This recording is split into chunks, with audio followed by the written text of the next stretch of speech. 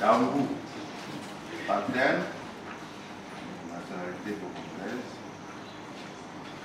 Donc vous êtes là ce matin pour soutenir publiquement le thèse de doctorat unique et apporter sur la modélisation, l'analyse et la simulation numérique de la dynamique de transmission du paludisme. En premier lieu, nous donnons un bref aperçu historique sur les modèles épidémiologiques existants dans la littérature. En 4, nous allons présenter quelques simulations numériques effectuées en utilisant des données recueillies sur la littérature existante sur le paludisme. Enfin, nous allons terminer par une conclusion et des perspectives. Ici, H représente la fraction des humains infectieux, tandis que M représente la fraction des moustiques femelles infectieux. Le coefficient alpha HM est le taux de contact homme-moustique qui est matérialisé par les piqûres. Bêta donne la probabilité pour qu'une piqûre donnée sur un individu puisse produire de l'infection.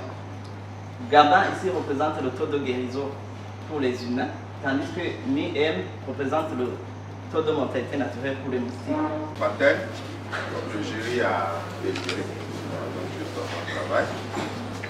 Le jury donc a trouvé le sujet assez actuel et pertinent scientifiquement. Le jury a apprécié votre présentation à travers laquelle vous avez prouvé quand même que vous maîtrisez les concepts théoriques de base, les outils, les techniques qui sont nécessaires pour pouvoir, disons, traiter le sujet, aborder les différents aspects du sujet. Le jury a apprécié les résultats auxquels vous êtes parvenus, qui ont fait l'objet de publications dans des revues internationales de qualité. Donc, on a noté quand même que vous avez apporté une contribution appréciable à la recherche dans le domaine donc, de la modélisation mathématique et ses diverses applications, y compris la biologie, la biomathématique.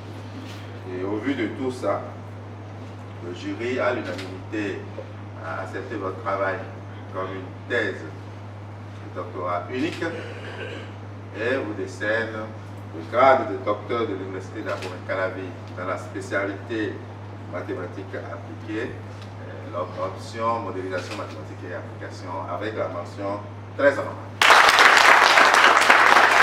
Je me retrouve aujourd'hui à l'Institut de mathématiques et sciences physiques du Bénin dans le cadre de la soutenance d'une thèse que j'ai eu l'honneur de diriger. Cette thèse a été proposée dans le cadre du projet de la Banque mondiale. Je venais en tant que point focal à des rencontres à l'université Abomey-Calavi. C'est dans ce cadre que j'ai rencontré l'étudiant à qui j'ai proposé le sujet de recherche en thèse qui a porté sur la modélisation, la simulation de la transmission du paludisme.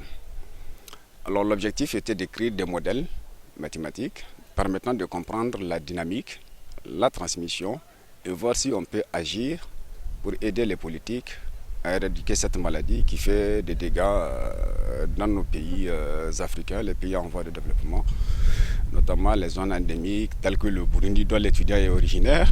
Alors le travail, l'originalité est que l'étudiant a essayé d'apporter sa contribution en améliorant les modèles existants déjà, qui n'ont intégré que le temps dans les modèles initiaux. Nous avons complété ce modèle-là en essayant d'intégrer la dimension âge et aussi en essayant de prendre en compte les paramètres socio-économiques de nos pays. Ces modèles s'appliquent à toutes les zones géographiques de l'Afrique aujourd'hui. Il suffit juste d'essayer de récolter les données, de tenir compte des paramètres de l'environnement où on veut travailler. Je ne dirais pas que l'utilisation des moustiquaires imprégnés vont être remplacés tout de suite, mais notre étude veut que ces moustiquaires soient utilisés de façon judicieuse, de façon optimale. Il ne sert à rien aujourd'hui d'acheter des moustiquaires et de ne pas avoir une politique optimale de l'utilisation de ces moustiquaires-là. Nos résultats de recherche permettront aux décideurs, surtout les personnes qui sont chargées des programmes nationaux de lutte contre le paludisme, d'optimiser les ressources allouées aux différents équipements qui sont distribués au niveau des populations qui sont à risque. Et nous pensons que avec les outils que nous avons développés, nous pourrons espérer une prise en compte du paludisme, surtout ici en Afrique où la maladie est très présente et cause beaucoup de dégâts. De 2016 à 2019, nous avons été appuyés financièrement par la Banque mondiale qui nous a donné d'une part la bourse qui nous a permis de vivre aussi au Bénin pendant ces 3 années et aussi une mobilité pendant 1 mois que nous avons passé pour un séjour de recherche à Niamey. Et le CIA aussi nous a aidés pour la publication de nos résultats dans des revues internationales.